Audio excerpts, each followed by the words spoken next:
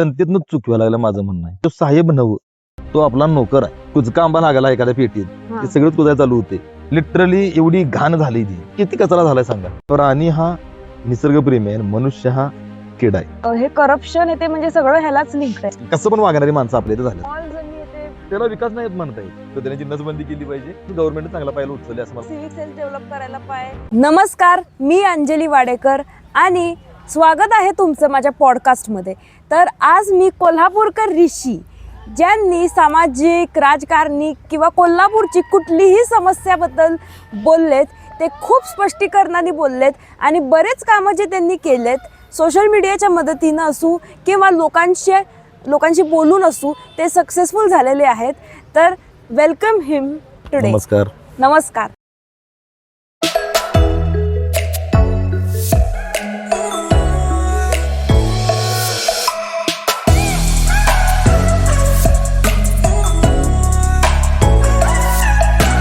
नमस्कार. तर सगळ्यात पहिला प्रश्न आहे की तुम्ही कसं हे सगळं स्टार्ट केलं, म्हणजे तुमची जर्नी काय आहे बेसिकली? जर्नी अशी का नाही, मूळचा मी आहे कोल्हापूरचाच, ते भाषेवरनं समजतेच. आणि दुसरा विषय म्हणजे मी आहे ॲक्च्युअल बिझनेसमॅन. मग ज्या वेळेला टॅक्स मी भरतोय एखादा, त्या टॅक्सचा मला बेनिफिट झाला पाहिजे.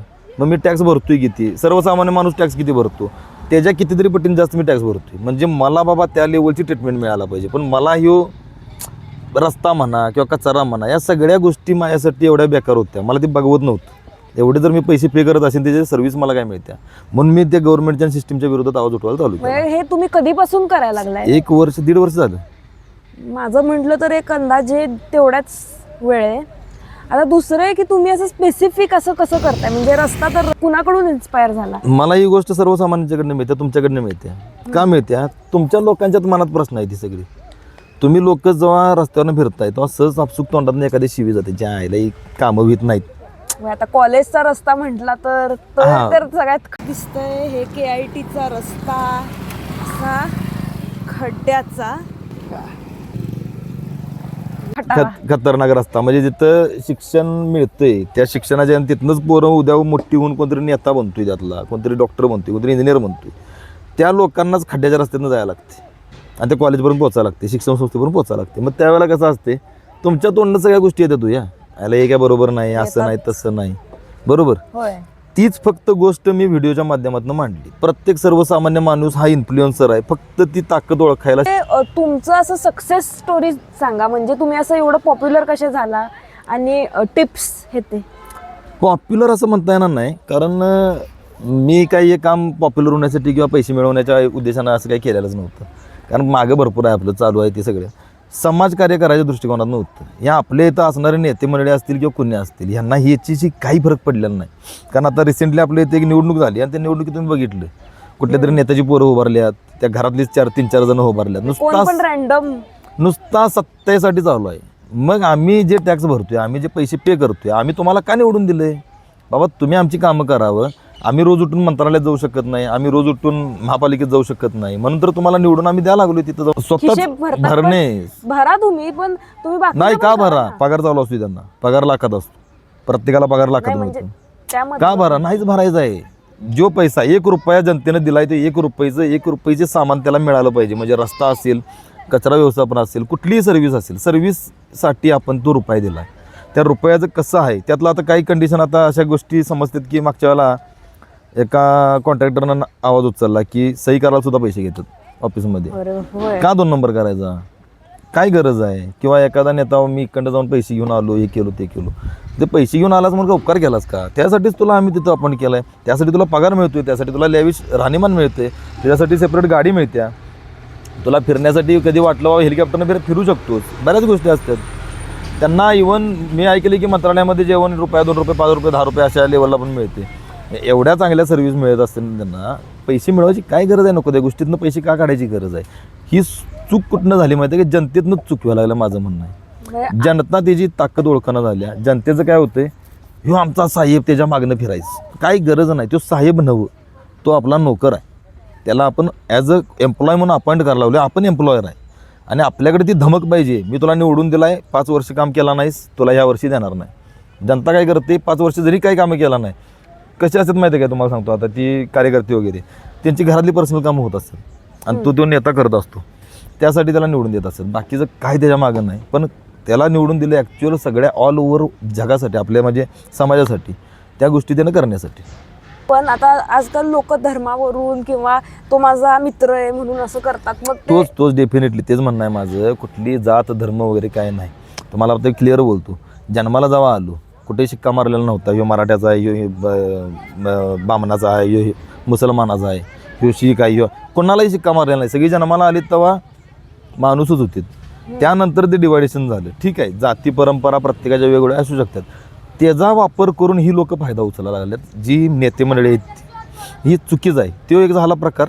त्यानंतर माझ्याच घरात कोणतरी उभारलेला असतो, यो काका मामा दादा, तो कामं तरी घंटा करत नाही, पण त्याला निवडून काय द्यायचं, यो कोणतरी माझा काका मामा दादा आहे म्हणून काय गरज आहे. मी माझा पॉईंट ऑफ व्ह्यू सांगतो. माझ्या घरात सुद्धा कोणी जर उभारलं, त्यानं आत्तापर्यंत खुर्चीवर नसताना काय कामं केल्यात समाजासाठी, त्यानं काय घाम आटवलाय, रक्त आटवले, हे बघून मी त्याला निवडून देतोय.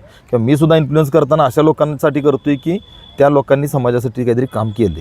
होय, कारण काय आहे, बरेच कोल्हापूर इन्फ्लुएन्सर्स तुम्ही म्हटले ते अशा गोष्टींबद्दल बोलत नाहीत किंवा हे ते. मग नाही, बऱ्यापैकी कसं आहे, एक आंब्याची पेटी असते, त्यामध्ये सगळेच आंबे पिकलेले असतील असं नाही, काही हिरवे पण राहिलेले असतात.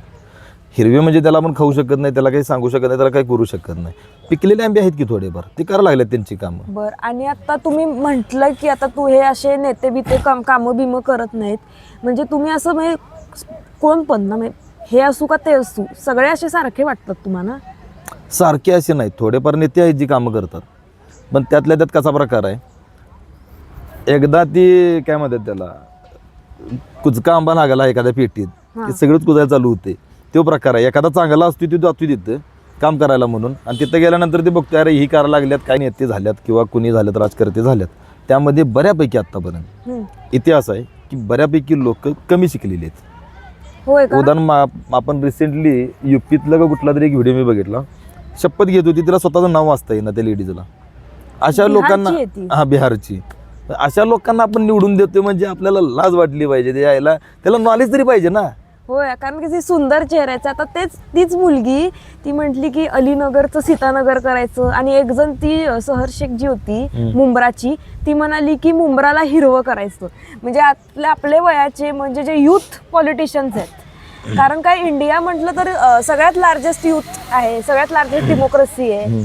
तर आपण जे करतो किंवा आपण जे पॉलिसीज निवडतो ते सगळ्यात जास्त इन्फ्लुएन्स करायचं, आणि काही काम करत नाहीत, त्यांना पॉलिटिक्सचं पी पण माहिती नाही. ह्यात काय प्रकार असतो माहिती आहे काय, अर्धवट ज्ञानाची माणसं असतात. त्याला एखादा कोणतरी सांगितलेलं असते असं नाही तसं, ती गोष्ट त्याला पटते आणि त्यातनं ते अर्धवट ज्ञान पाजळायला चालू करते. मग ती असं कॅमेरा घेऊन मोबाईल घेऊन अर्धवट ज्ञान पाजळत असेल. आता मी कालच एक व्हिडिओ बघितला, त्यानं काहीतरी एक दोघांना शिव्या दिल्या, त्यांचा गँग जाऊन त्याला मारून आला, त्या पक्षाची माणसं जाऊन त्याला मारून आली. चुकीचं आहे, त्यानं बोलणं पण चुकीचं आहे आणि हिनं मारणं पण चुकीचं आहे. त्यानं एखाद्या व्यक्तीबद्दल बोलणं चुकीचं आहे का म्हणतोय, चुकीची अर्वाची भाषा वापरायची नाही कुठल्या व्हिडिओमध्ये किंवा काय. आता मी एवढे व्हिडिओ करतोय, कुठेही अर्वाची भाषा नसत्या, चुकीचं गेला. आणि ते मारणाऱ्यांची पण अर्धवट टाकलं जायची का म्हणत सांगतो, भाषण स्वातंत्र्य आहे आपल्या भारतामध्ये, आपण काहीही बोलू शकतो. मग त्याच्यावर हात उचलण्याचा काही संबंध नव्हता. त्यानं त्याचं मत मांडलं, अर्वाची भाषा वापरली ठीक आहे, त्याच्याबद्दल तुम्ही केस टाका, बाबा यानं चुकीची भाषा वापरली, मारणं ही गोष्ट चुकीची होती. म्हणजे ही अर्धवट ज्ञानवाली माणसं आहेत की नाही, ह्याच्यामुळं भारताची अधोगती. महापालिकेच्या निवडणुकाहून किती दिवस झाले आता, एक जवळपास 8-10 दिवस 15 दिवस झाले, 2 आठवडे झाले. कुठं काम इलेक्शन्स मध्ये फक्त करतात ते. तुमच्या दारात ज्या वेळेला मत मागायला एक उमेदवार आला, त्यानं काय तुम्हाला सांगितलं, काय करणार म्हणून सांगितलं? काहीच नाही. दादा मी उभारलोय, मला निवडून द्या. अरे का द्या, तू एक ह्याची कामं सांग, नगरसेवकाची 4 कामं सांग जी करायची असतात, जी आत्तापर्यंत तू केलायस किंवा अजून इथनं पुढं करणार आहेस. मी खरं सांगू का, सगळा खेळ आहे तो पैशाचा बाजार आहे. का सांगतो, जी कामं करणारी होती उमेदवार ती पडलीत, आणि बऱ्याच लोकांनी ते लिहून पण दिलं, 500च्या 1000च्या स्टॅम्पवरती लिहून पण दिलेलं होतं की आम्ही निवडून आल्यावर ही कामं करू, जर आमच्याकडून झाली नाहीत तर आम्ही राजीनामा देऊ. ही लोक निवडून आली नाहीत, त्यांनी गॅरंटी दिलेली कामाची. आणि जो नुसता येऊन दादा मी उभारलोय, दादा मी उभारलोय आणि मला तेवढं निवडून द्या असं म्हणणार, 2 प्रकार नाही, एकच आहे, पैशाचाच खेळ आहे सगळा. आणि EVMचा काय केलं तरी आता प्रेम असं नाही, ते कट्टरवादी असतात ती वेगळीच असतात. ती पण या पैशामुळेच असते. ती मटणाची 4 फोडं क्वार्टर पैशात जर नोटा फेकल्या तोंडावर तो लगेच साहेब आमचा साहेब. नाहीतर असं कोणाला वाटेल गटरीत राहायला, कोणाला चांगलं वाटेल, कोणाला चांगलं वाटेल खड्ड्यातनं गाडी चालवायला. जो साहेब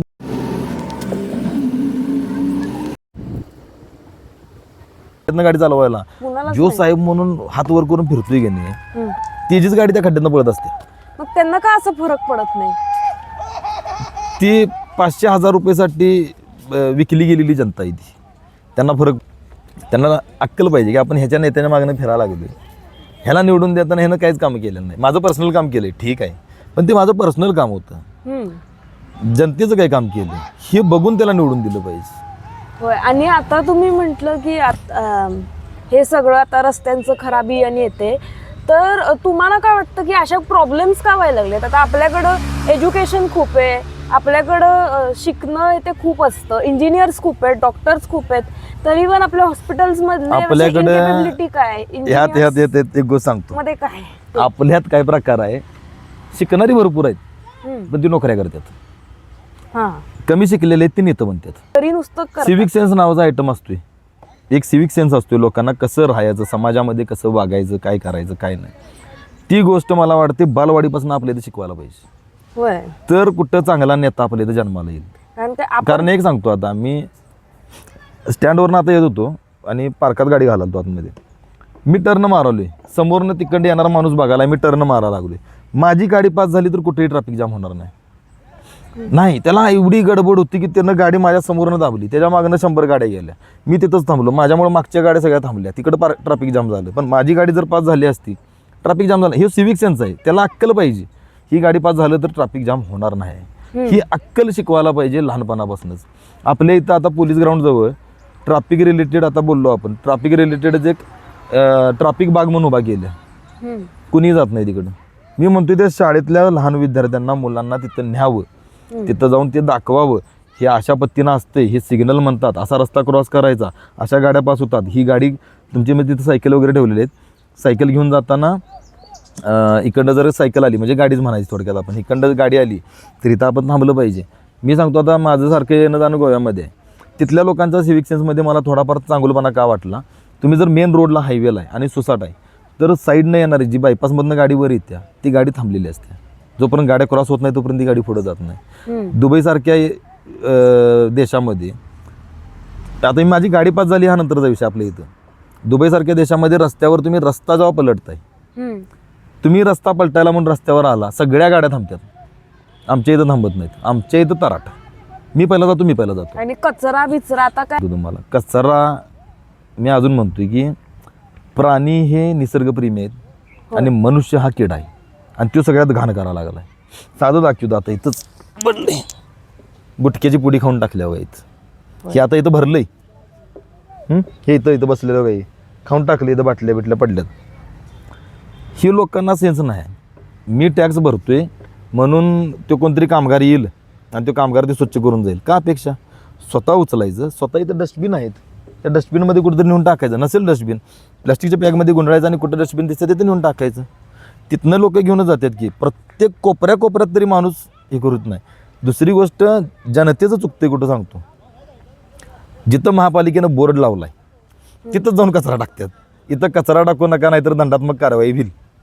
त्याच्या खालीच कचरा पडलेला असतोय. कितीतरी फोटो आतापर्यंत मी स्टोरीला टाकले. आणि रस्त्यावर मुतणं आणि ते काय झाले सांगतो तुम्हाला, काय झालं सांगतो. आता ह्या गोष्टीबद्दल कसं आहे, बऱ्याच वेळेला मी आवाज उठवला टॉयलेट माझ्या पण लक्षात नाही टॉयलेट सुविधा, कारण त्या एका नुसता व्हिडिओ नंतर पूर्ण आरोग्य खातं बऱ्यापैकी हे झालं. म्हणजे बाबा ज्या त्या एरियामधले टॉयलेट स्वच्छ पाहिजेत, नाहीतर मग ह्यो बाबा येणार घुसणार आणि व्हिडिओ करणार. त्यामुळे ती तरी डिपार्टमेंट मला चांगलं वाटायला लागले. कारण मुत्तारीचं काय झालं सांगतो तुम्हाला. आता रस्त्याच्या कडेला आता हे रुईकर कॉलनीत बसलो, हे एवढ्या पट्ट्यामध्ये मला तरी कुठं अजून मुत्तारी किंवा असं लॅट्रिन वगैरे किंवा लेडीज काही दिसलेलं नाही. इकडं असती ई टॉयलेट बंद पडलेली आहेत ती. कोल्हापुरातली ई टॉयलेट जेवढे आहेत तेवढी सगळी बंद पडलेली आहेत. Guys I am here, it is closed.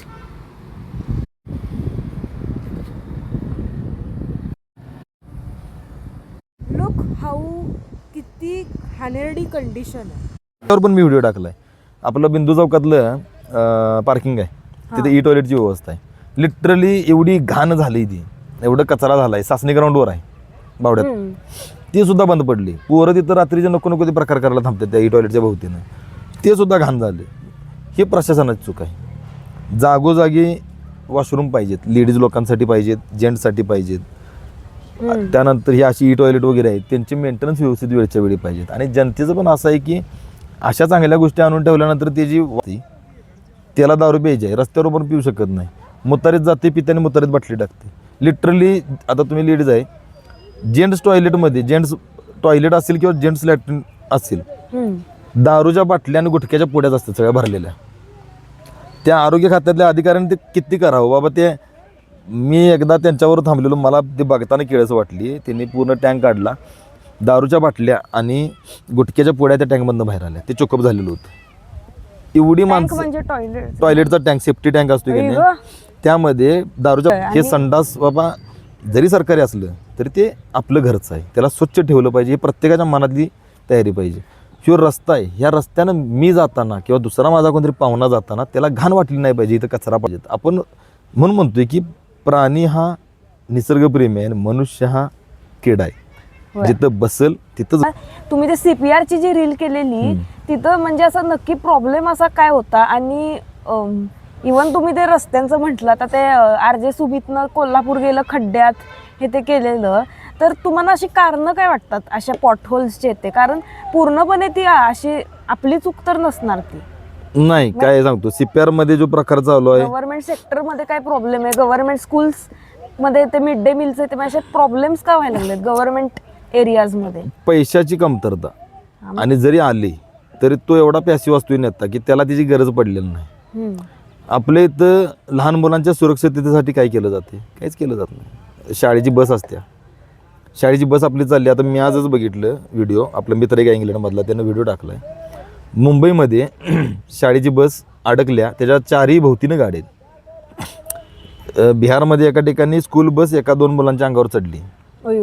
म्हणजे ही परिस्थिती आपल्या इथं. आणि तिथं काय प्रकार आहे बाहेरच्या देशामध्ये, स्कूल बस जर असेल आणि ती जर रस्त्याला थांबली, समोरनं येणारी गाड्यांसुद्धा पास करा आणि त्यानं तिकडं थांबायचं 100 मीटर नाही उभारलेल्या. इथं सेफ्टी नावाचा आयटमच नाही भारतामध्ये. ही एक गोष्ट झाली. CPRचं बोलायला गेलो तर CPRमध्ये काय प्रकार आहे, जी डॉक्टर भरल्यात ती सगळी नवशिकाऊ आहेत आणि ती आहेत बाहेरच्या राज्यातली. त्यांना कसं असते सांगतो तुम्हाला, भाषेमध्ये जराशी घासाघीस आहे. आपलं कर्नाटक आणि महाराष्ट्र असेल किंवा UP बिहार आणि महाराष्ट्र असेल किंवा पंजाब आणि दिल्लीवाले असतील किंवा जम्मू काश्मीर आणि पंजाबवाले, अशी ती राज्यामध्ये घासाघास आहे. त्यात प्रकार काय आहे, ये मेरे को क्या करना है, ये मेरा है क्या थोड़ी, ये हो रहा है अभी, मेरे को पगार मिलना है रा, हो गया, मेरे को प्रॅक्टिस हो रही है ना, हो गया. एवढंच डोक्यात आहे त्या पोरांच्या पोरींच्या. ते आता मध्ये बघितलं नाही, तिथल्या त्या CPRमधल्या पोरी त्या दांडियासाठी जाताना ह्याच्यात ॲम्ब्युलन्समध्येच नाही. तुम्हाला लिटरली सांगतो, आपल्या इथं बाहेरच्या राज्यातनं शिकायला येणारे पोरं, ही कन्सेप्टच मला पटत नाही. का पटत नाही सांगतो, त्यांच्या राज्यात नाही का शाळा, त्यांच्या राज्यात नाही का कॉलेज, आहे की सगळं. तिथं त्यांची लायकी नाही, नापाशाला आवडायची आहे. तिथं आल्यानंतर ती डोनेशन देऊन 10-10, 15-15, 20-20 लाख रुपये डोनेशन देऊन आपल्या इथे ॲडमिशन घेतात. तिथं त्यांना 1 कोटी दिलं तरी ॲडमिशन मिळत नाही. ती सगळं म्हणते कॉलेज आहे, तुझी लायकी नाही भारतात, तू नापाशी आहेस, तू कशाला आमची इथं थांबतो. चालू आहे हे फक्त त्या गोष्टीमुळे आहे. आता CPR मधली जर तुम्ही बघितला तर नेहा देसाई म्हणून एक आपल्या इथले ॲक्टिव्हिस्ट आहेत, सोशल ॲक्टिव्हिस्ट, त्यांनी एक कंडिशनचा व्हिडिओ टाकला आणि मी कोलॅब केलेला. ते काय झालेलं, एक वयस्कर व्यक्ती म्हणजे म्हातारी बाई, तिला जा MRI करायचा होता. MRI का CT स्कॅन काहीतरी चाललेलं होतं. तर तिला त्या CT स्कॅनच्या मशीनवर झोपवण्यासाठी एकही तिथं अटेंडंट किंवा काय म्हणतात तो वॉर्ड बॉय किंवा कोणच नव्हता.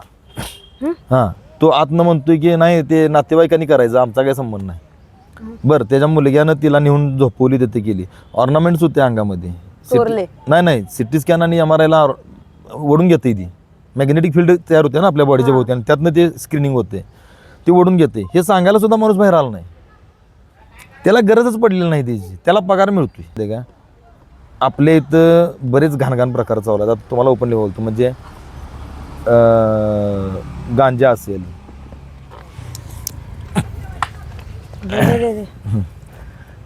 गांजा असेल, दारूचे प्रकार असतील, हे तरुण मुलांच्या जरासं नशेली गंजेडी का चालू झाले? आपली पोरं एवढे यामध्ये इंटरेस्ट दाखवत नाहीत नशेमध्ये वगैरे. का तर घरात राहू नये. घरात जर आपण नशा करून गेलेलं सापडलं तर बाप पायतानं केस काढत. पण तसली पोरासनी ते समाजाचा आणि जनतेची भावनाच नाही आहेत. ते CPR मध्ये जी घटना घडत्या ती ह्याच्यामुळेच घडत्या. त्यांची काय म्हणतात त्याला, जे माणसांच्या बद्दल प्रेम माया ममता असत्या हे सगळं संपलेलं आहे त्यांचं. पैसा नुसता. हां, आणि त्यामुळं CPR मध्ये सुद्धा त्या दिवशी दारूच्या बाटल्या सापडल्या. आता ते पेशंट तरी कोण येऊन बसणार नाही दारू प्यायला CPR मध्ये. नाही नाही हां, पेशंटला तुम्ही गाड्या पण आत सोडत नाही. पण मी एक सांग, ॲक्टिवा जर आतमध्ये आली, ॲक्टिवाच्या डिक्कीतनं सामान येते, ती कोण आहे ॲक्टिवा घेऊन येणारा? डॉक्टर आहे, कारण त्यालाच तुम्ही आत सोडताय. म्हणजे याचा अर्थ असं पण एलिगेशन लावू शकत नाही की कोणतरी पेशंट आलाय. पेशंटला तुम्ही गाड्या लावताय तिकडं ह्याच्यात दसऱ्या चौकात, तो तिथनं चालत बॅग घेऊन, किंवा पेशंट पण नसते, पेशंटच्या काही नातेवाईकच असतात आणि ते डबा बिबा घेऊन येतात. पिशवीच पण चेक केली जाते बऱ्यापैकी ठिकाणी. इथं डॉक्टरला माझ्यासमोर किंवा बऱ्याच जणांच्या समोर तुम्ही पण बघितलं असेल, दराडात सोडतात. त्याची काही गाडी चेक केली जात नाही, काय नाही काय नाही काय नाही. दारू पितोय, बाटली तिथंच टाकतोय, डॉक्टर निवांत असतो. कधी वॉर्ड बॉय असेल, तिथला स्टाफबद्दल बोलला भारतातल्या. करप्शन हे सुधारायलाच पाहिजे. करप्शन बंद झालं पाहिजे. अँटी करप्शन ब्युरो आपलं काम करायला लागले. पण ह्यातनं लोकांनी सुद्धा विचार करूनच अशा लोकांना निवडून दिलं पाहिजे की जो करप्शन करणार नाही. आणि त्यानं पण जाताना त्या लोकांचे चेहरे बघूनच तिथं आतमध्ये एंट्री केली पाहिजे. कुठं मंत्रालयात असेल किंवा महानगरपालिकेत असेल किंवा ग्रामपंचायतीत असेल, की ह्या लोकांनी मला निवडून दिलं ह्यांच्या कामासाठी, ना की माझं पोट पाणी आणि घर पाणी चालवण्यासाठी. ह्याचा विचार करून जर तो आत गेला आणि तिथं जाऊन त्यानं काम केलं तर डेफिनेटली भारत कुठंतरी वरच्या ठिकाणी गेलेला असणार आहे. अमेरिका, दुबई, इंग्लंड हे आपण नावं घेतोय, कॅनडा वगैरे, ही मागं पडतील जर अशा विचाराची नाही. आपण करप्शन आता इंडियामध्ये म्हटलं, टेक्सासचं येते, आपले लोक स्कॅम करतात. म्हणजे आपल्या कंट्रीतल्या लोकांतले CEOज येते, मग तिथली लोक आपल्यावर चिडली आहेत आणि आपल्यावर अगेन्स्ट रेसिझम व्हायला लागलाय. तर तुम्हाला त्याच्याबद्दल काय वाटतं? नाही, त्या एरियातले लोक करणार की राहू तसं. आता आपल्या इथले लोक जाऊन जर इमिग्रेशनचा पण प्रॉब्लेम झाला, का झाला, तर ती लोकांना राग आहे त्या गोष्टीचा. आम्ही लोक इथं व्यवस्थित, तुम्हाला सांगतो मी, तिथला राष्ट्राध्यक्ष असू दे नाही कोण पण असू दे, आमच्या इथं साधा नगरसेवक असला तरी त्याच्या भोवतीनं 3-4 असतात. त्याच्या गाडीत पेट्रोल टाकायसाठी सुद्धा तो कोणतरी कार्यकर्ता जातो आणि पेट्रोल टाकून येतोय. पण तिकडच्या एरियात राष्ट्राध्यक्ष स्वतःच्या हातनं सुटले. ओबामा फॅमिलीला घेऊन फिरायला झालेले होते, पेट्रोल पंपावर थांबले, स्वतःच्या गाडीत पेट्रोल भरायचं. आपल्या इथं कामगार तरी आहेत पंपावर नशिबानं, तिथं कामगार पण नाहीत. कार्ड स्वाईप करायचं, पेट्रोल टाकायचं, बटणं मारायचं, निघून जायचं. आपली लोक अशी एंटायटल्ड खूप आहेत, दुसऱ्यावरती अवलंबून असणारी लोक, कसं पण वागणारी माणसं आपल्या इथं झाल्यात. उदाहरण सांगतो, गोव्यामध्ये गेला असं तुम्ही, आता गोव्यामध्ये बाहेरच्या देशात लई लांबची गोष्ट आहे. तिथं रशियन लोक येतात, पोर्तुगीज येतात, बऱ्याच देशातनं लोक आलेले असतात. त्यांचं वागणं बघायचं आणि आपल्या इथलं लोकांचं वागणं बघायचं. ती पण दारू पितात, आपल्या इथली पण दारू पितात. पण ती दारू पिऊन मी उडीच मारतो समुद्रात, किंवा मी असं जाताना येताना बायकांच्या चुकीचं. एका लाईफ सेवरकडनं कथा ऐकली. 31 डिसेंबरला गोव्यामध्ये एक व्यक्ती एका रशियन लेडीच्या मागं लागला. अरे ती राहायला आल्यात आपल्या इथं, ते आपले गेस्ट आहेत. प्रत्येक दिसणारी बाई तशीच असते असं नाही ना त्या एरियामध्ये. तिच्याबरोबर चांगलंच वागलं पाहिजे, चांगलंच बोललं पाहिजे. मग त्याला तिने उचलला, पोरांनी साईडला आणला. नाही, त्या पोरग्याला ते उचलला, जी मागं लागलेला होता. त्या रशियननं तक्रार केली की मला असं तो त्रास द्यायला लागलाय. त्याला बाहेर आणला, परत तो दारूची बाटली घेऊन समुद्रात गेला. मला उडीच मारायची आहे म्हटला. त्याला उचलला, त्या लाईफ सेवरनं बुचकळला समुद्रामध्ये, पाण्यात बुडीवला, मरणार असलास मर म्हटला. परत तिथनं उचलून त्याला पोलीस स्टेशनला गाठा लावला. ही अशी वागणी आहेत आपल्या इथल्या लोकांची. पण ती लोक बाहेर येऊन सुद्धा इथे व्यवस्थित राहतात. काही लोक आहेत तिथली पण हरामखोर, पण राहताना पण व्यवस्थित राहतात. तुम्ही एक एक्सपिरियन्स घ्या की, तुम्ही आता कधीतरी गेला, एखाद्या व्यक्तीला फक्त विचारा, मला तुमच्यावर फोटो मारायचा आहे, इझिली येस म्हणतात ते, जर तुम्ही पोलाइटली बोलला तर. पोरं गेले, कसं पण बोलली, नाही ते नाही म्हणणार. एकदा गोव्याच्या बीचला मी गेले, म्हणजे ते किन्नर सारखं होतं. आधी त्याला मी विचारलं की मी फोटो काढायचा का, मी असं पोलाइटली विचारलं. ते म्हटलं की why you should not ask like this. म्हणजे दुसरा कोल्हापूरचा विषय होता. आता कोल्हापूर म्हणजे तुम्हाला असं कोल्हापूर बाकीच्या सिटीज पेक्षा वेगळं काय वाटतं?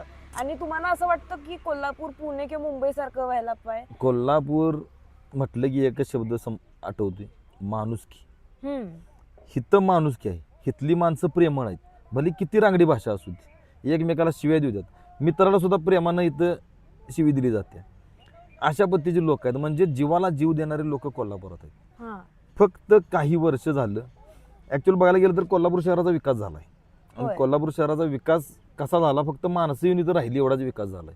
पण त्यांच्यासाठी लागणाऱ्या गोष्टी इथं नाही, त्याचा विकास नाही झाला. म्हणजे ते मॉल्स आणि ते त्याला विकास नाही म्हणतायत, ती बिझनेसच आहेत, ते त्यांचे बिझनेस आहेत. आपल्याला फायदा काय त्याचा? आपल्याला 4 गोष्टी चांगल्या बघायला मिळाल्या असं थोडीच आहे. एखादं बाबा एक मोठं काहीतरी खरेदीचं दुकान आहे मोठं, XYZ नावं नाही घेत, का किराणा मालच्या दुकानात गोष्टी मिळत नव्हत्या, तिथं जायला पाहिजे. आता सवय लागल्या, ते बिझनेस आहेत. कारण पुणे ते डेव्हलप म्हटलं तर कारण मॉल्स खूप आहेत, बिल्डिंग खूप आहेत. अजून तिथं लक्षात येत नाही. डेव्हलपमेंट म्हणजे त्याचा अर्थ मॉल्स आणि बिल्डिंग नव्हे. बिल्डिंग का उभारल्या जातात? माणसांना राहण्यासाठी. मॉल का उभा केले जातात? त्यांची पोटं पाणी चालण्यासाठी, त्यांचा बिझनेस होण्यासाठी. तुमच्यासाठी विकास म्हणजे काय?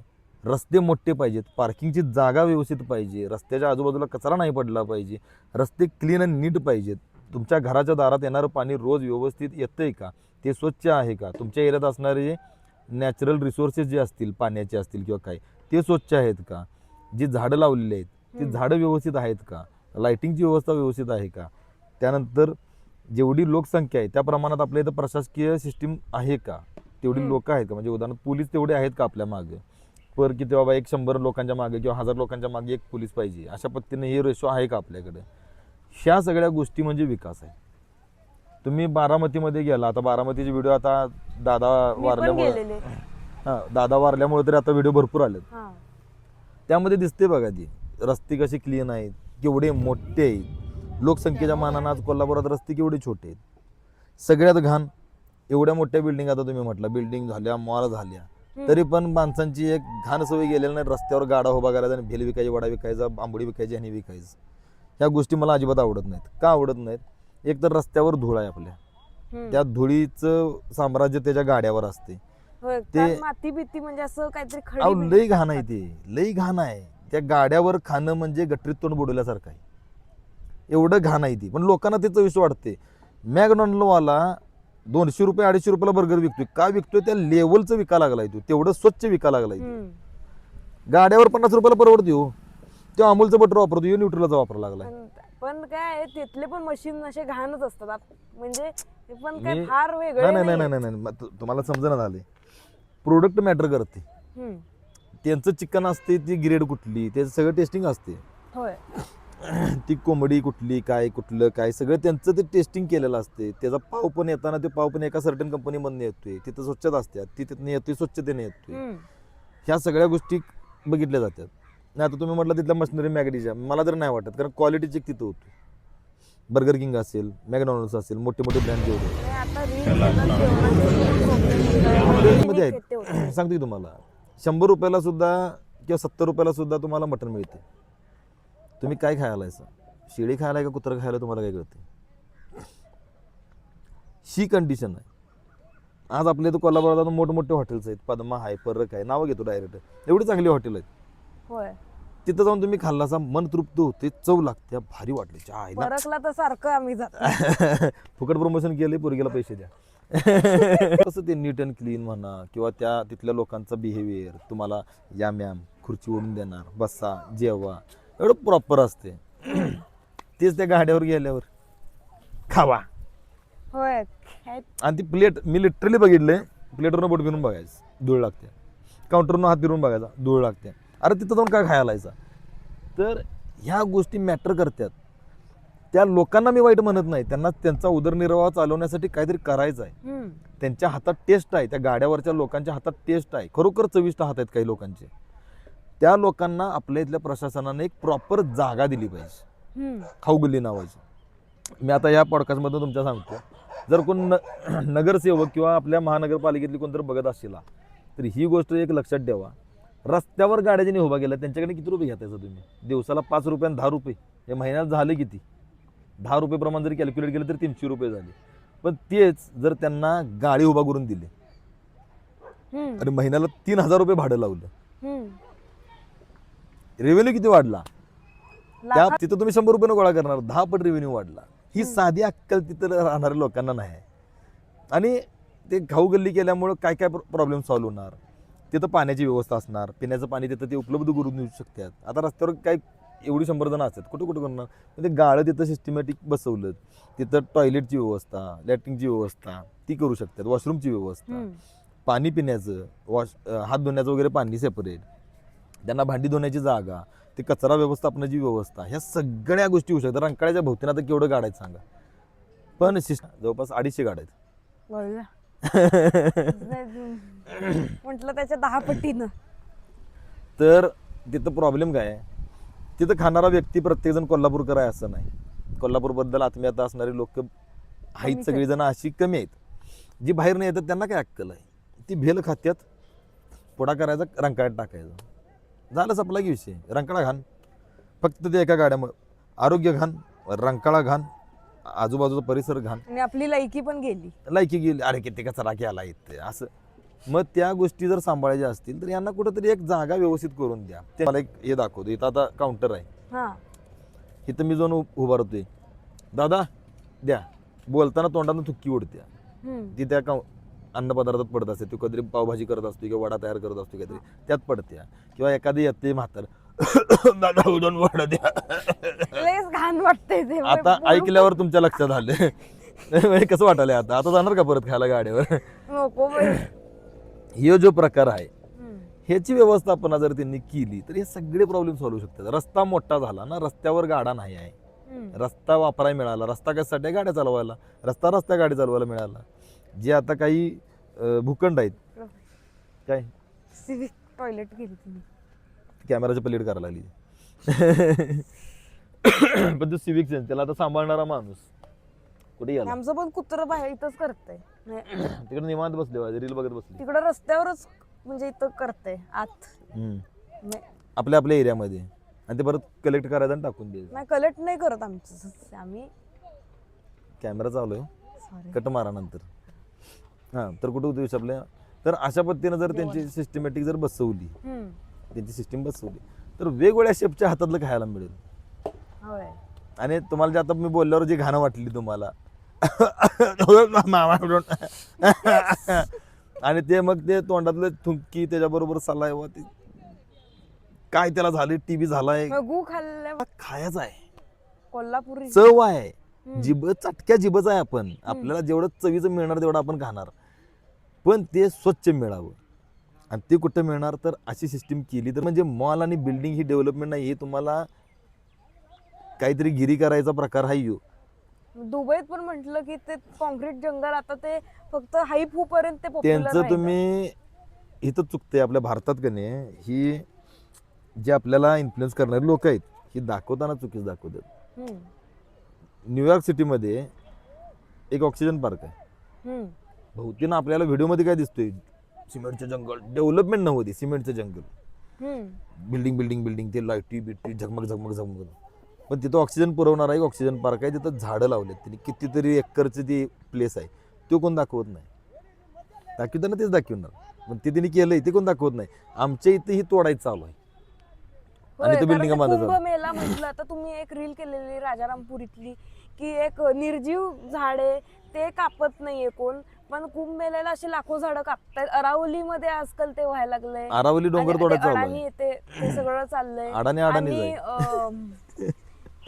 तेलंगणामध्ये मोठं IT पार्क काढायला झाडं कापली, कितीतरी म्हणजे पशु प्राण्याच्या पैसा एथनिक असतात किंवा जे असे इंडिजिनियस असतात ते मरतात.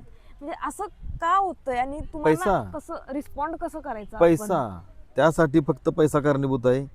जी लोक त्याला परमिशन देतात ती कोणाच तरी पैसे घेतलेले असतात, मोठी मोठी पाकिटे येतात. कारण आपण जर प्रोटेस्ट करायला लागलो आपल्याला तुरुंगात टाकणार. तर प्रोटेस्ट हा विषय नाहीच आहे, मला अजून समजत नाही. माणसांनी प्रोटेस्ट इंग्रज जेव्हा राज्य करायचे त्यावेळेला करायची पाळी यायची प्रोटेस्टचा. इंग्रजांचं जेव्हा आपल्याकडे साम्राज्य होतं तेव्हा प्रोटेस्ट करायची गरज पडत होती, का तर ती राज्यकर्ते होते आपली. तिथं डेमोक्रेसी नावाचा आयटम नव्हता, ही डेमोक्रेसी आहे. तू नेता येऊन शिकवायला मी इथं झाड तोडणार आहे, हे मी मालक आहे झाडाचा, तुझा काही संबंध, बोलायची ताकद जनतेत पाहिजे. होय, आपली लोक एवढी भितरडतात, ते प्रोटेस्ट करणार, मग निवेदन देणार, मग ते अरे काय गरज नाही. निवेदन का द्यायचं, इंग्रजांच्या काळात आहे का आपण? नाही, आपण ऑर्डर द्यायची, हे झालं पाहिजे, हे निवेदन नव्हं, हे झालं पाहिजे. ही ऑर्डर द्यायची ताकद जनतेने निर्माण केली पाहिजे स्वतःनं. त्याला का बसवलंय खुर्चीवर, नोकर आहेस, काम केलं पाहिजे, तुझा पगार, तुझं घरदार, तुझी पोरं शिकायला, तुझी घरात आई कोण होय. बायको असेल ती खायला लागले ती फक्त माझ्यामुळे खायला का तर मी टॅक्स भरतोय म्हणून. आपले टॅक्सेस कारण चुकीच्या पद्धतीने जातात आणि अशा फालतू ठिकाणी बिपकॉर्न सारख्या ठिकाणी टॅक्सेस जात आहेत. मग ते सांगावलं एक छोटासा पेन ₹1-2 त्याला सुद्धा टॅक्स बसतोय. ही गोष्ट माहित नाही.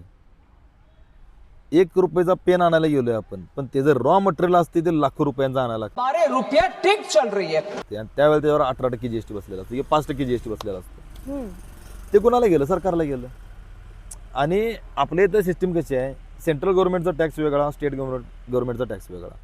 त्यामुळे आपल्या महाराष्ट्रामध्ये पेट्रोल महाग आहे.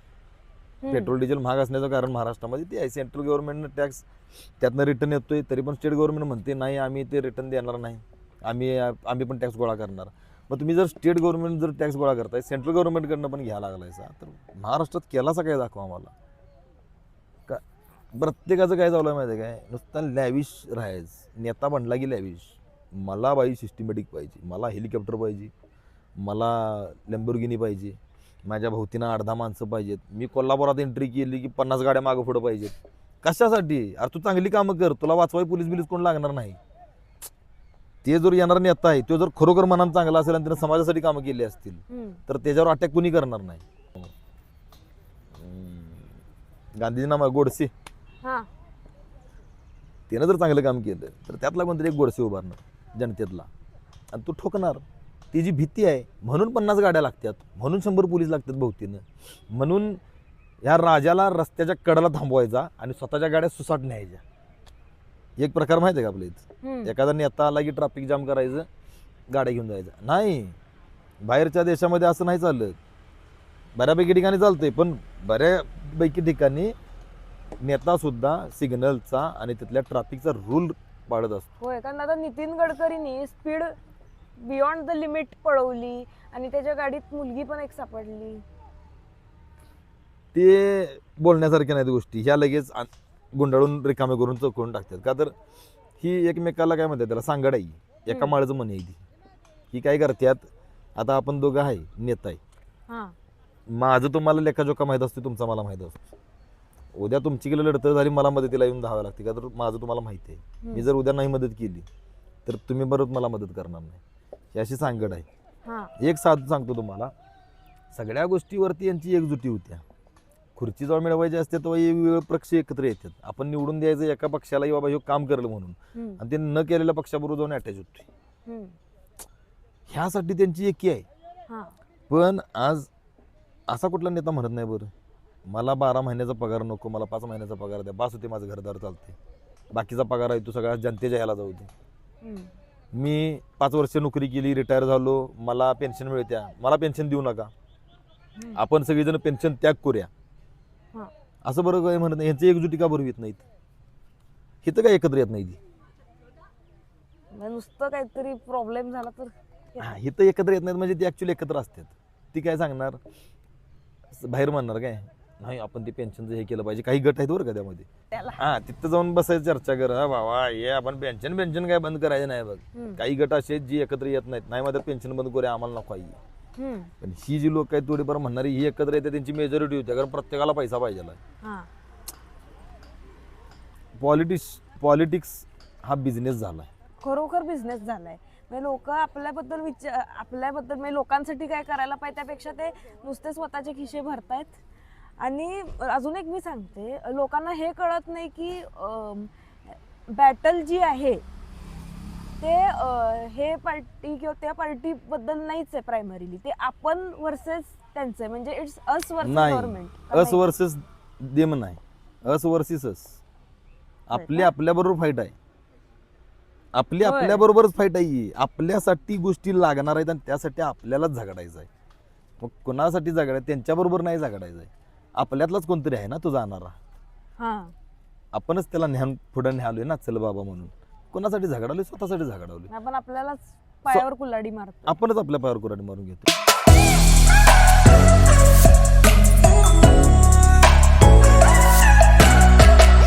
There are many social and civic problems happening, like pothole issues, road accidents, floods, etc. Many existing systems don't have smart features or are interested in the best needs of the person. Hence, I myself created an application named Kolhapur Civic, aims to report daily civic issues related to various areas.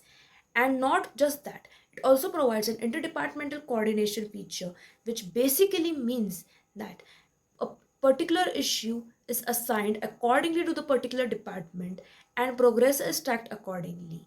And this causes a proper synchronization between user and the government, and to build a better relationship among communities and to ensure a sustainable society, we need to bring awareness, and this application is doing exactly that. Smart chatbot features, dashboard features, users can upvote, check the priorities, and there are many more advanced features.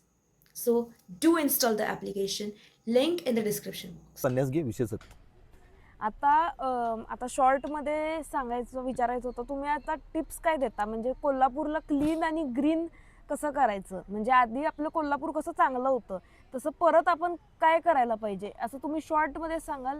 आणि अजून एक प्रश्न होता, कोल्हापूरला तुम्हाला वाटतं पुणे किंवा मुंबईसारखं करावं? पुणे मुंबईसारखं करावं म्हणत नाही मी, तिथं लई बेकार परिस्थिती आहे, त्या मानानं कोल्हापूर लई भारी आहे. इथलं ट्रॅफिक आहे ते तुमचं 5-10 मिनिटात क्लिअर होते. तिथं 2 तासात. मी लिटरली सांगतो, भोसरीवरनं हडपसर किंवा नाही हडपसर पण नव्हतं, कुठलं तरी एक चौक आहे तिथं भोसरीवरनं पुढे आला, 2.5 तास ट्रॅफिकमध्ये होतो मी. आणि पुण्यातनं मला कोल्हापूरला यायला 2.5 तास लागायचे त्यावेळेला. आतमध्ये 2.5 तास आणि हे 2.5 तास 5 तास लागले मला तिकडे म्हणजे यायला. आम्ही पण आता रिसेंटली गेलेलो ट्रिपला, तर ते थांबायला लागले. लई थांबायला लागते. तुम्ही कात्रज बाटल्या घेतात मी त्याला. तेच पर्याय नाही हो, ते ट्रॅफिकमध्ये अडकलेलं असते, लगवीला आलेले असते, लॅट्रिनला जाणार कुठं, आणि गाड्या लई फास्ट पण नसतात. बाबा फास्ट गेला आणि थांबलं, फास्ट गेला असं पण नाही, आणि एका ठिकाणी थांबलेलं पण नसतात. हळू हळू हळू हळू पुढं सरकत असतात. मग जाणार कुठं आणि सोडणार कोण? ड्रायव्हर मी एकटा आहे, मग कुठं जाऊ? मग रिकाम्या बाटल्या विकत घ्यायला लागतात. नाहीतर रस्त्यावर नाहीच थांबू शकत, गाडी पुढे सरकत असते हळूहळू. कोल्हापूर क्लीन आणि ग्रीन शॉर्ट मध्ये सांगतो, इथं जेवढी सिस्टीम आता आपल्या इथं राहावं लागल्या, महानगरपालिका असेल किंवा कुठली असतील, त्या लोकांनी एवढंच डोक्यात ठेवायचं की आपल्याला काहीतरी मोठं करायचं आहे, आपल्याला कोल्हापूर मोठं करायचं आहे. आणि ह्यामध्ये रस्त्याचे व्यवस्थापन, कचऱ्याचं व्यवस्थापन, हे नुसतं आता हे मोठे मोठे शब्द वापरण्यापेक्षा रस्ते जनसंख्येनुसार मोठे झाले पाहिजेत, चांगले झाले पाहिजेत, स्पीड ब्रेकरची संख्या कमी झाली पाहिजे, खड्ड्यांची संख्या कमी झाली पाहिजे, येणाऱ्या कॉन्ट्रॅक्टरकडनं योग्य काम होतंय का, वेळेत होतंय का, त्याची क्वालिटी चांगली आहे का, ही परफेक्ट चेक झालं पाहिजे. गेल्याला त्याला दिलेला रुपया त्याने हिशोब दिलाय का, हे व्यवस्थित चेक केलं पाहिजे आणि ते जनतेच्या समोर मांडलं पाहिजे. एक रस्ता बांधला, ह्या नेत्यानं 10 लाख रुपयाचा खर्च केला, खिशातलं घालून केलेला नाही, त्यांना आपल्याच खिशातले पैसे वापरले, निधी दिला त्यानं खिशात, त्याचा बोर्ड लावतात निधी दिला 10 लाखाचा, 15 लाखाचा, 20 लाखाचा. त्याच्याऐवजी ह्या रस्त्यामध्ये सिमेंट किती आहे, डांबर किती आहे, वाळू किती आहे, खडी किती आहे, याचा बोर्ड रस्त्याला लागला पाहिजे, जनतेला कळायला पाहिजे यात काय वापरले. ही सिस्टीम केली तर इथलं रस्तं चांगलं होणार. जनतेनं जर रस्त्याच्या साईडला कचरा न टाकता एक कचरा कोंडाळा कुठेतरी कोपऱ्यात केला, पूर्वी कोंडाळे होते तेव्हा एवढा कचरा नव्हता, कोंडाळे काढून टाकल्यापासून कचरा वाढायचं प्रमाण वाढले, कोंडाळे केली तर तिथं लोक नेऊन कोंडाळ्यात कचरा टाकतील. ग्रीन करण्यासाठी आज आता मागच्या वर्षी 7,500 झाडं आपल्या इथं कोल्हापूरमध्ये आलेली, त्यातली 4,000 जवळपास झाडं मी माझ्या ऑक्सिजन प्रोग्राममधनं वाटली लोकांना.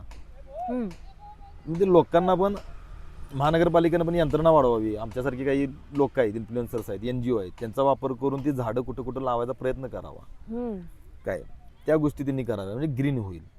त्याला बाबा आता कारण सांगतात की टँकर नाही पाणी पुरवायला वगैरे, त्या झाडांना स्पेशली टँकर घेतले पाहिजेत. एखाद्या नेत्याला किंवा एखाद्या नगरसेवकाला एखादी किंवा महापौरला जर गाडी नसेल चालेल, त्यानं रिक्षानं जावं, तर इथल्या झाडांना पाणी घालायला टँकर विकत घेतले पाहिजे महापालिकेनं, तर इथं ग्रीनरी राहणार आहे. कारण हे सगळे आपण तर एवढं करू शकत नाही. आपण बिल्डिंगा बिल्डिंगा बांधल्या, रस्ते बांधलं म्हणजे काय डेव्हलपमेंट झालं नाही. हे झाडं पण महत्वाचे आहेत, ही ग्रीनरी महत्वाची आहे. जेवढं प्रदूषण जेवढी प्रदूषण होणार तेवढं ह्याचं प्रमाण वाढलं पाहिजे झाडाचं. ही जी आहे ही सिस्टीम तिथं असणाऱ्या व्यक्तींनी व्यवस्थित केली पाहिजे, बस एवढंच माझं म्हणणं. आणि आता ते बिबट्या आहे ते आलेला, तर तुम्हाला म्हणजे ते लोकांनी उचललं तर तुम्ही काहीतरी म्हणजे असं तुम्हाला ते चुकीचं वाटलं, असं बिबट्याला कशा पद्धतीनं ते घेऊन जात होते पकडणारी लोक? नाही, त्यांच्याकडे ट्रेनिंग असते टोटल बिबट्याला पकडणं किंवा कोल्ह्याला पकडणं. ऍक्च्युअली बघायला गेलं तर बिबट्या, कोल्ह्या, वाघ हे प्राणी कॉमन आहेत आपल्या इथं काय असं वेगळा प्रकार नाही. हॅलो मम्मी, मी येते, यायला 2 आठवडा लागत. तर बिबट्या, वाघ, कोल्हा हे आपले तर कॉमन आहेत. मगर, जंगली एरिया आहे ना आपल्या आजूबाजूला, ते कॉमन आहेत. पण तिथं लोकांचं कसं होतंय, लोक हुल्लडबाजी करायची. ते आता बिबट्या आला ते मागणं फिरायचं. अरे काय गरज काय आहे? अरे तेच घर तुम्ही तोडलासा म्हणून ते तुमच्या दारात आलाय. होय. आता आपल्या इथं पुईकड नावाचा एरिया आहे, तिथं आता ते बिल्डिंग आता घरं बिरं बांधायला लागल्यात. पूर्वी जंगल असं ओसाड माळ होता, बिबट्या दिसायचे तिथं. मग ते तुम्हाला वाटतं तोडलं, तिथं बिल्डिंगा बांधल्या, ते आलं इकडं. त्याच्या घरातनं ते हरवले, ते इकडं आले. जसं एखादं मुलगा, आता परवा मी स्टँडवर स्टोरी लावलेली होती, पोरग एक सापडलं त्या स्टँडवरती. कुठनं तरी ते इथलंच कुठलं तरी होतं आणि ते तिथे येऊन बसलं. मग त्याला एक 4 लोकांनी विचारलं, बाबा कसं काय, कुठनं आलास? बिबट्याला आपण विचारू शकत नाही कुठनं आलास, माहिती आहे आपल्याला तू जंगलातनं आलाय. त्याला सोडायसाठी वनरक्षक आहेत, त्यांना कॉल केला, त्यांना त्यांचं काम करू दिलं, काम संपला. मी आता कोल्ह्याचं तुम्हाला स्टोरी, कोल्ह्याच्या रील टाकल्या मी 2-3. ते बिचारा कोल्हा मेला वाटतं नंतर. अशी शेकडो पोरं मागणं, अय्या कोल्हा. अरे काय कधी बघत नाही सवय कोल्हा. आपले तर माळ्या, शिरोली वगैरे गाव आहेत की नाही, बिडशीड वगैरे. आताच मला आता कोल्हा दिसला, मग ससे दिसले. एखाद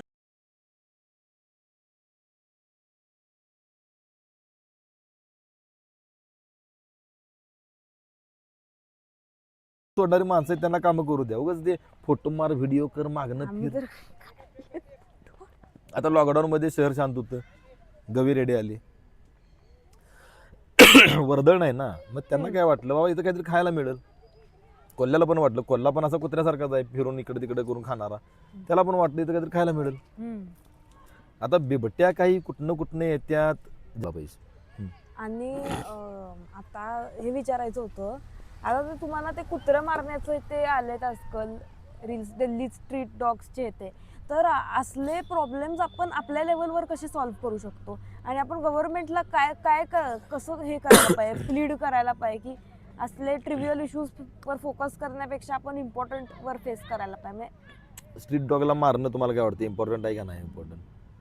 नाही वाटत, पण लोकांना म्हणजे कुत्रं किती मारतात बिरतात, त्यामुळं काय कायांना असं हे डिबेटेबल वाटतं. सोशल मीडियाचा खेळ आहे सगळा. भटकं कुत्रं रस्त्यावरनं फिरणारा इंडियन डॉग जो आहे, तो शोधून खाणारा प्राणी आहे. स्कॅव्हेंजर शोधून खाणारा प्राणी आहे. त्याला आपल्या इथे एक बिस्किट गँग नावाचा प्रकार प्राणी आलेत आपल्या इथे, बिस्किट गँग्स. कुत्रं दिसलं की बिस्किट घालणार त्याला. म्हणजे चुकीचं वाटतं. चुकीचं आहे ते. तो शोधून खाणारा प्राणी आहे, तो कधी मरत नाही. तो शोधतो, त्याचा अन्न आणि खातो, जगतो तो. त्याला तुम्ही पंगू बनवा लागलाय थोडक्यात बिस्किट घालून. त्याची जी पॉवर आहे शोधण्याची, ती लोक संपवा लागल्यात. म्हणजे थोडक्यात त्याच्या भल्यासाठी करण झाल्यात, त्याच्या आयुष्याची वाट लावा लागल्यात ती बिस्किट घालून. त्याला इझिली अवेलेबल झाली ना गोष्ट. कुत्री काय असं नाही की बाबा आपल्या शहरातच आहेत, जंगलात पण कुत्रे आहेत, जंगलात पण कुत्रे असतात, इकडे तिकडे बऱ्याच ठिकाणी कुत्रे असतात. मग ती शहरामध्ये जास्त वाढलेलं प्रमाण काय दिसालं तरी बिस्किट गँगमुळे. ती बिस्किटं घालतात, मग ती काय झालं, अरे इथं मिळते आपल्याला खायला इझिली, राहूया इथंच. चिकनच्या गाड्याच्या भोवतीनं तुम्हाला चिकनच्या गाड्याच्या भोवतीनं 4-5 कुत्रे दिसणार. खाताना हाड काही खात नाही आपण, दिसलं कुत्र की टाकतोय खा. आम्ही पण दिलेत कारण हड कुत्र्यांना. हा, मग ते सांगायला लागले आपण करतोय ना ते, त्यामुळे ती इथं राहिल्यात. मग त्यामुळे काय होते, त्यांचं प्रमाण जर वाढलं कुत्र्यांचं, तर त्या बिस्किट गँगनं त्या कुत्र्यांच्यावर अतिप्रेम असणार यांनी. त्यांनी रात्रीचं रस्त्यावरनं चालत किंवा गाडीवरनं जाऊन दाखवावं किंवा मला सांगावं, मी अशा ठिकाणी नेतो जिथं 25-25 कुत्री तुमच्या गाडीच्या मागे लागतात, जिथं लहान लहान मुलांना कुत्र्यांनी फाडून खाल्लेला आहे. होय, कारण मग अशा सिच्युएशनला गव्हर्नमेंटनं जे पायरी उचलल्या ती चांगलीच आहे. का तर शेवटी इथं आपलं शहर किंवा ही आता वस्ती आहे, माणसांना राहण्यासाठी आहे, कुत्र्यांना राहण्यासाठी नाही आहे. ह्यांना ती बाहेर नेऊन सोडतील किंवा ती ठार मारतील शेवटी जास्त प्रमाण वाढलं तर. कारण कसं आहे, सर्वसामान्य मनुष्य प्राण्याला एकच बाळ होते, एका स्त्री पुरुषाला एकच बाळ होतं. At a time. हा, एका वेळेला एकच बाळ होतं ना, एका प्रेग्नेन्सीच्या वेळेला. 2 होते. कधीतरी 2 होतील, तिडी होतील, चवळी होतील, रेअर केसेसमध्ये. पण रेग्युलर केसमध्ये एकच होतं, बरोबर. जनरल केसमध्ये कुत्र्यांना जनरल केस 2 कुत्री इज इक्वल टू 7 पपीज. 10-12 जण एका टाइमला झाले टोटल मध्ये. हा, ही झालीत की 9 जण झाली ती कुत्री. ही मल्टिप्लिकेशन. आणि ती कुत्री काय एकदाच बाळून घेऊन नाही, 2, 3, 4, 5 वेळा होत्या. मग एका कुत्रीकडनं प्रजनन किती झालं, 4 वेळा जरी झाली तरी आणि ते पण 2-3 कुत्र्यां ठीक आहे 4-5 एक 5 ॲव्हरेज पकडूया आपण. एक कुत्रं पिल्लं खाते वाटतं काहीतरी अशी सिस्टीम असते. तर एक 5 आपण ॲव्हरेज पकडूया. जर ती आयुष्यभरात 4 वेळा जर प्रजनन प्राप्त झालं तिला, तर ती 20 कुत्री झाली तिच्यापासून. आणि त्यांना आपण आपल्या शहरात ठेवायला लागलो हे बिस्किट घालून. कारण काय मला तसं डॉग्स खूप आवडतात आणि आमच्या घरात मला पण आहे. आवडतात, माझ्या पण घरात आहेत, पण मला आवडतात म्हणून मी घरात पाळल्यात. रस्त्यावरच्या कुत्र्याचं मी हे संपवलेलं नाही, त्याची पावर संपवली नाही मी. कारण का रस्त्यावर जी कुत्रे असतात ते कधी कधी चांगले पण म्हणजे अशी माझ्या cases येतात घरात- की बायकांना हे माझ्या घरात इंडियन डॉगच आहेत. माया पण मी कुठलं ते जातीवंत काही घेतलेलं नाही. रस्त्यावरनं फिरणारं येणारं कुत्रंच आहे. त्याला पण एवढं फ्रीली ठेवलंय. ते बाहेर जाते, फिरून येते, गावभर काही पण खाऊन येते, परत भूक लागली तर घरात जाते. असं नाही की त्यानं शोधून खाते, त्याचं ते घरला येऊन राहते. मग आम्ही त्याला जरा भूक लागली काहीतरी क्वाई क्वाई क्वाई जरा आवाजावर खडका लागली, मग जराचा एक भाकरी वगैरे तुकडा टाकायचा. कुत्र्यांची नसबंदी केली पाहिजे. आणि हे कुठेतरी थांबलं म्हणजे गव्हर्नमेंट चांगला पाहिलं उचलले असं मला वाटतं. होय, कारण ते असं सेन्सिटिव्ह टॉपिक आहे म्हणून. सेन्सिटिव्ह असा नाही आहे होती हो की बाबा कुत्र्यावर माझं प्रेम आहे म्हणून मी कुत्र्याला फीड करणार 20 तुम्ही कुत्री म्हणताय की स्ट्रे डॉग्सला द्यायलाच नाही पाहिजे. त्यांची ती हुडकून खात्यात. त्यांची ती हुडकून आमच्या खात्यात. कॉलेजमध्ये पण नसतात कोण डॉग. हे काय माहिती म्हणजे मी फिमेल डॉग आहे, हा तिला मग मी आंटी. हा म्हणा असू दे की ती एकटी आहे तिथं, ती एकटी त्या एरियात फिरायला लागल्या, ती शोधत तुमच्या इथं आल्या, तुमच्या इथंच राहते ती. हा मग ती माझी चपाती बिपाती खाती. तुमच्या इथंच राहते होती. हा तुमच्या इथंच राहते म्हणजे तुम्ही तिला पाळण्यासारखी आहे. हा ही एक ठीक आहे ना. पण जनरल मी काय सांगितलं, एक अशी आहेत पिशव्या भरायच्या रस्त्याने दिसेल त्या कुत्र्याला खायला घालायचं. ही ही ही प्रजाती जी आहे बिस्किट गँग ह्याला म्हणतात, ही कुत्र्याची फीड केलं. आम्ही तसं करत नाही, राहिलेलं आहे ते देतो. जे तुम्ही येऊन राहील तुमच्या इथं आलंय, तुम्हाला अटॅच झालंय, हा. त्याला तुम्ही देताय हो. हा रस्त्यावर जाणाऱ्या कुत्र्याकडे ताकद आहे, ती मिळवत्यात, स्वतः खात्यात. त्यांना पण अक्कल आहे की आपण नाही खाल्लं तर मरणार आहे म्हणून. काय काय जण काय करतात की कुठल्या इव्हेंटला इथे जातात, मग पिशवी घेतात, मुद्दाम पिशवी घेतात आणि बिर्याणी येते, म्हणजे जे चांगलं बिर्याणीचं जेवण येते असतं ते पण घालतात आणि ते कुत्र्यांना देतात. नाही आता ह्यो आपल्या जनतेमध्ये आला पाहिजे. सिस्टीमनं, सरकारनं, गव्हर्नमेंटनं सगळ्यांनी प्रॉपर काम केलं पाहिजे. आपण मिळून करायला पाहिजे सगळं. करप्शन थांबवलं पाहिजे. आणि सरकारी खुर्चीत बसलेला माणूस स्वतःला राजा न समजता त्यानं जनतेचा नोकर म्हणून समजून कामं केली तर डेफिनेटली आपलं भारत कुठेतरी पुढं जाईल. अमेरिका मध्ये एक डायलॉग आलता, अमेरिका क्या कर रहा है ये देख काहीतरी होतं का डायलॉग, अमेरिका क्या कहतात हा? अभि ये देख, हे असा प्रकार आपण बोलू शकतो त्यावेळेला, ज्या वेळेला ही सिस्टमॅटिक कामं होय. होतील विदाउट करप्शन आणि कामं. हे लहानपणापासून डेव्हलप करायला पाहिजे. आता तुम्ही म्हटलं चायनामध्ये म्हटलं तर चायनाची मुलं म्हटली तर आता पाण्यापासून रोबोट ते रॉकेट बिकेट बनवतात आणि आपल्या इथं म्हटलं तर छपरी चायना राहू दे, रोमॅन्स बिमेन्स म्हणजे चायना राहू दे, मी सांगतो तुम्हाला चायना लेन आमची गोष्ट आहे. आपल्या इथं कोल्हापुरात एक हे आहे, त्या ठिकाणी रोबो तयार करायला शिकवतात. पण आमच्यात कसं आहे, त्या क्लासला नाही घालायचं. हा डान्स क्लास, ऍक्टिंग क्लास असल्या क्लासला काहीतरी घालायचं. ह्यो जो प्रकार आहे हा ह्यो आपल्या इथं कुठेतरी थांबला पाहिजे. ते रोबो तयार करण्यास स्किल बेसिस प्रत्येक जण उठते, माझं पोरग सचिन तेंडुलकर झालं पाहिजे, क्रिकेट खेळलं पाहिजे. कारण काय प्रत्येकाचा टॅलेंट वेगळा. का त्याला तुम्ही सिस्टीम नवीन टेक्नॉलॉजी शिकवा. हम्म. घरात जर तुमच्या राजकारती लोक, राजकारणात असणारे लोक आहेत तर त्या घरातल्या पोरग्याला तुम्ही राजकारणाबद्दल शिकवणार असाल तर ते लहानपणापासून त्याच्यात बाळकडू पाजा, हम्म. अशा पद्धतीनं हे असं असते आणि अशा पद्धतीनं काम करायचं असते, करप्शन करायचं नसते, चांगलं चांगलं वागायचं असते, पगार मिळतो आपल्याला त्या गोष्टीला, आपण कोणाचा पैसा घ्यायचा नाही, कोणाला जास्त द्यायचा नाही. हम्म. पहिल्यापासून शिकवलं पाहिजे. जो घरामध्ये इंजिनियर आहे, म्हणजे उदाहरणार्थ आता माझा कारखाना आहे तर मी पोरग्याला इंजिनियर करणार, माझ्या ऑफिसचा इंजिनियर.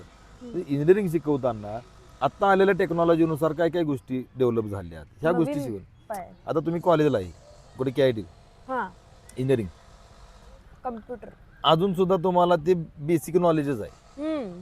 ॲडव्हान्स टेक्नॉलॉजी नावाचा आयटम अजून तो आपल्या इथे इम्प्लिमेंट व्हायला लई वर्ष जातात.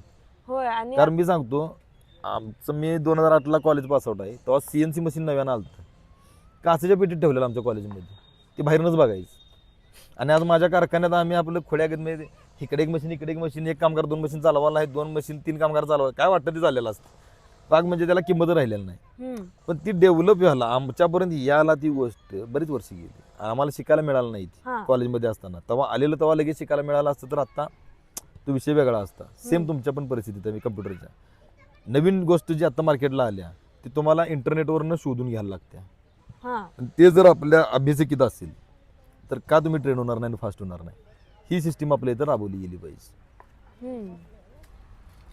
आणि नवीन स्किल म्हणजे इंडिया मुलांना असं प्रॅक्टिकल शिकवायला पाहिजे, नुसतं थिअरी होऊन चालत तेच नाही. म्हटलं मी तुम्हाला. हम्म. थोडक्यात ही नवीन आलेली टेक्नॉलॉजी प्रॅक्टिकली शिकवायला लागते. ही थेरॉटिकली होतच नाही. आपण आता थेरॉटिकल नॉलेज घ्यायला लागलोय. उदाहरणार्थ असिमो नावाचा रोबो आपल्या इथं जपानमध्ये तयार झाला होंडावाल्यांचा. हा ते तुम्हाला बघायला तरी मिळतो का? नाही. त्या लेवलचा रोबो भारतात आहे का? आहे. मग तो रोबो आपल्याला का बघायला मिळत नाही? आपल्याकडे ती पोटेन्शियल आणि तसलं सगळं असून सुद्धा आपल्यापर्यंत पोहोचत लेझी नाही. होत, आपण करत नाही. नाही आपल्यापर्यंत पोहोचवलं जात नाही ती हा. गोष्ट. आपल्यापर्यंत जर पोहोचवलं गेलं, तुम्हाला जर तुमच्याच कॉलेजमध्ये सांगितलं की आता कम्प्युटर आणि मशीन ह्या दोन एकत्र आलीत हम्म. तर माणसापेक्षा जास्त कार्यक्षम असणारा रोबो हा. आपण डेव्हलप करू शकतो. कम्प्युटर सॉफ्टवेअर आणि मशिनरी ह्या जर एकत्र आल्या हम्म. तर बऱ्याच गोष्टी होऊ शकतात. हम्म. ह्या गोष्टी आपल्या इथं सुद्धा शिकवल्या गेल्या पाहिजेत. आपल्याला उदाहरणार्थ सांगतो तुम्हाला, 1ली ते 10वी पर्यंत हुमायून आणि बाबरनं काय केलं आणि त्या मुघलांनी काय केलं याला मला ऐकलं शिकण्यात इंटरेस्ट नाही. काय तेच इतिहास शिकू तेच आहे. त्यांचा, काय इतिहास शिकू त्यांचा, काही संबंधच नाही मला ते इतिहास शिकायचं नाही. तर ते शिकवलं जाते. ते बिनकामाचं बर्डन आहे शिक्षण व्यवस्थेमध्ये. हा. इतिहास असेल किंवा गणित असेल, मला इंजिनिअरिंग गणित कसं शिकवल्या पाहिजेत. कॉलेजला अचानक झालं गेलं इंटिग्रेशन डेरिव्हेटिव्ह, अरे काय कसलं अवघड आहे ते, असं होते सगळा प्रकार. घंटा ते समजत नाही. ते 60 मार्काचं आहे तरी लिमिट फिट टॉलरन्स आहे 40 मार्काचं. पोर काय करतात तेवढंच अभ्यास करतात, त्यात पास होतात. टाटा. 100 पैकी काटाव पास झालं 40. आणि इंटिग्रेशन डेरिव्हेटिव्ह काहीतरी एखादंच पाठ केलेलं असते, तेवढीच एक लाईन आले असे टाकले की ते 45-50 मार्क पडले, काम झालं. हा. म्हणजे ही लहानपणापासून शिकवलं तरी त्याचं बर्डन होणार नाही माणसांच्या हम्म. शिक्षण व्यवस्थेमध्ये. एवढं माझं म्हणणं आहे. म्हणजे प्रत्येक गोष्ट आहे ती लहानपणापासून शिकवायची. आणि आत्ता ह्यो गॉगल तयार झाला की ह्यो कशा पद्धतीनं तयार झाला हे शिकवायला Technology. शाळेत आलं पाहिजे, लगेच आलं पाहिजे. होय. हम्म.